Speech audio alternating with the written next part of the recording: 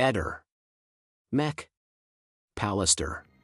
A Trieste ormai quelli vivi sono rimasti in pochi. Io credo che ormai siamo a pelle di leone, c'è la famiglia di Sergio che veramente non ce la fa più.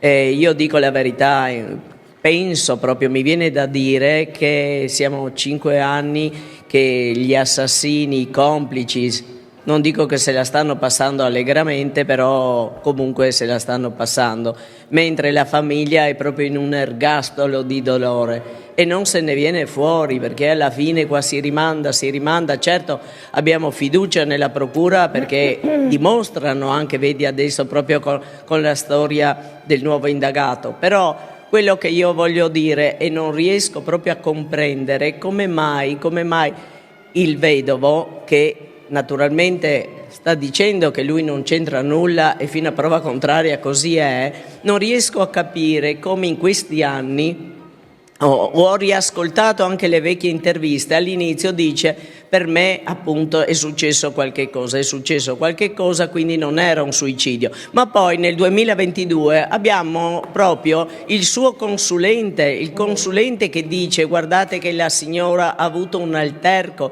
la signora è stata aggredita, ha delle cose che comunque non tornano, quindi diciamo che già là è stato un omicidio, lo dice lui. Dopodiché abbiamo il dottor Dainotti che lo ribadisce di rifare tutto quanto perché non torna a nulla, e poi abbiamo questo personaggio, dico io, camaleontico, che io conosco il vedovo da molto prima che succedesse questo fatto, e sono un po' stranita da questi comportamenti altalenanti che tiene lui. L'unica cosa che mi chiedo, e ribadisco, lui nel 2025 è stato indagato dalla procura, non certamente dai cittadini e non certamente da noi, e giustamente lui dice io voglio la verità per mia moglie, è giusto avere giustizia per mia moglie, ma perché ha perso un altro anno e non corre in procura a dire signori io non c'entro niente, sono qua, risolviamo la cosa e cerchiamo veramente chi è l'assassino di mia moglie. Allora, che succede? Soprattutto quello che non sta succedendo,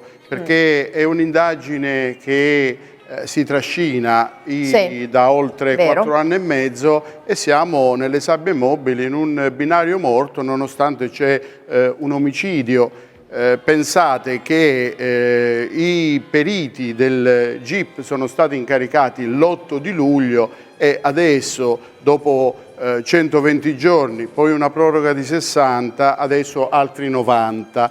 Bene, nel frattempo è morto Claudio Sterpin, nel frattempo è morta Laura Grassi e io vi chiedo, voi che spesso in modo molto importante parlate di queste cronache italiane, se un'indagine debba disinteressarsi del fattore tempo. Il fattore tempo in un'indagine non è mai un elemento neutro, ma è un elemento che va a determinare la qualità della prova, la qualità della ricostruzione dei fatti e la qualità del servizio che la giustizia, la macchina della giustizia, rende ai cittadini.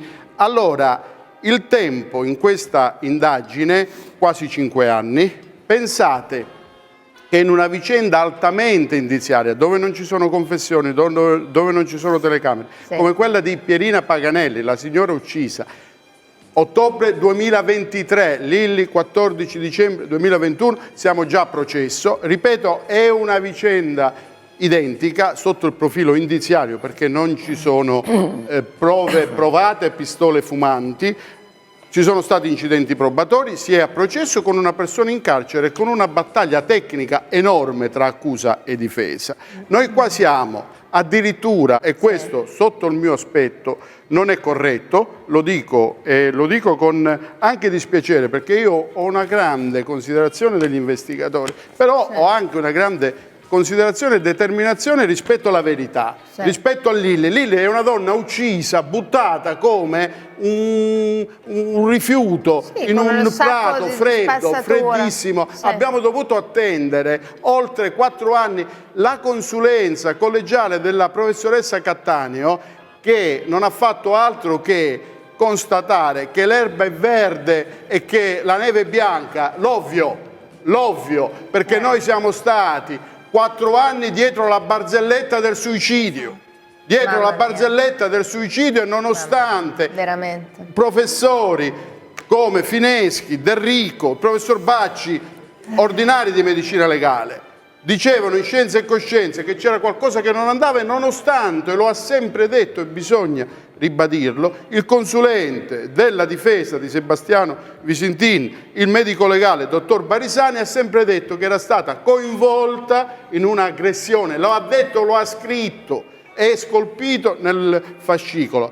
Allora io mi chiedo, è possibile mai che noi ad oggi non abbiamo ancora un risultato tecnico, un accertamento definitivo acquisito al fascicolo? Sai di cosa, Eleonora? Del telefonino dell'unico indagato. Ancora ci sono accertamenti in corso dopo 5 anni. Allora io mi chiedo e dico, possono essere ragionevoli questi tempi rispetto a che cosa? Ad una età di un gruppo, non di soggetti che appartengono alla criminalità organizzata, ma di audaci e arzilli pensionati, molti dei quali ex poliziotti, ex carabinieri come Salvo, il marito di Gabriella che saluto, come Gabriella che ha lavorato in questura come civile, e tant'altri.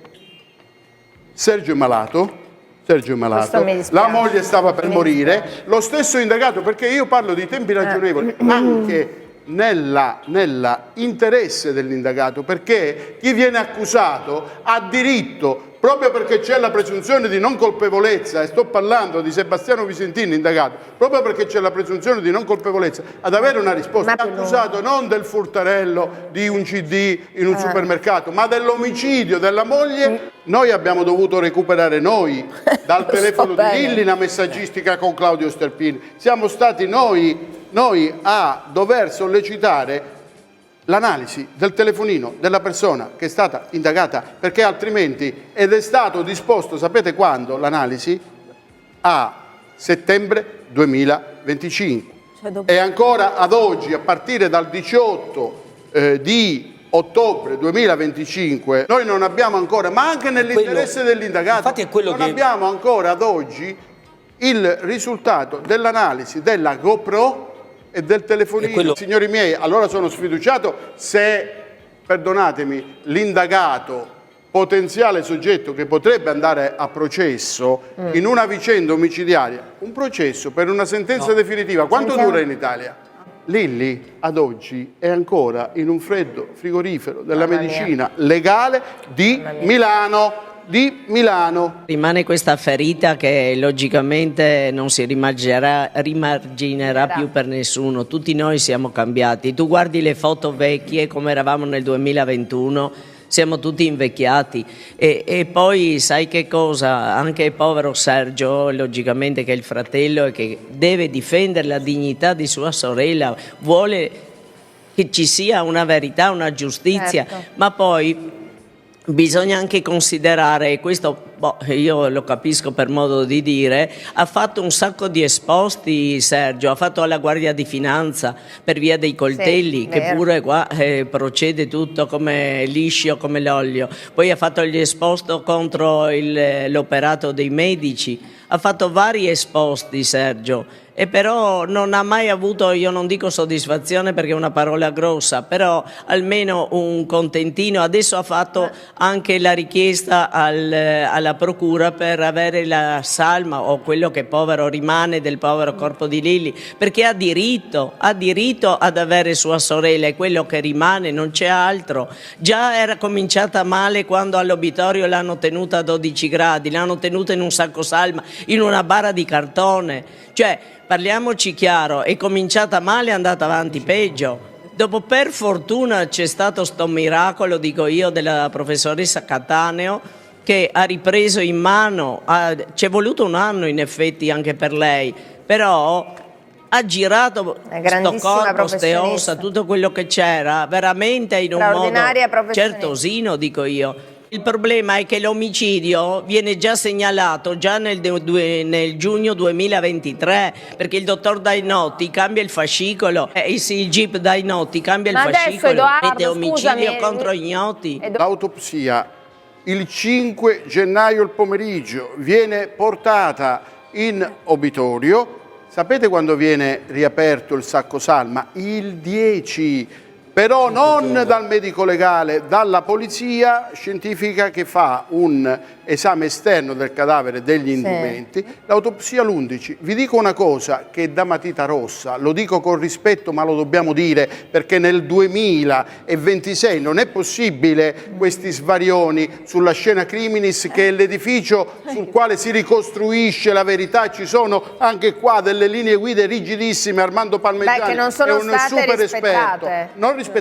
Hanno preso i reperti cruciali, perché i reperti non sono tutti uguali, quelli che erano al collo della vittima, il cordino, i sacchi neri e i sacchi trasparenti della spesa, tutti al collo della vittima, conservati come uno yogurt, messi insieme senza nessun tipo di rispetto e messi sotto il cadavere di Lilli arrivati? per 6 giorni, che ha perso tutti i liquidi, sacchi neri che non hanno nessuna impronta della donna, né i sacchi trasparenti nel cordino, a tossicologia negativa, la donna suicidata per asfissia, a tossicologia negativa.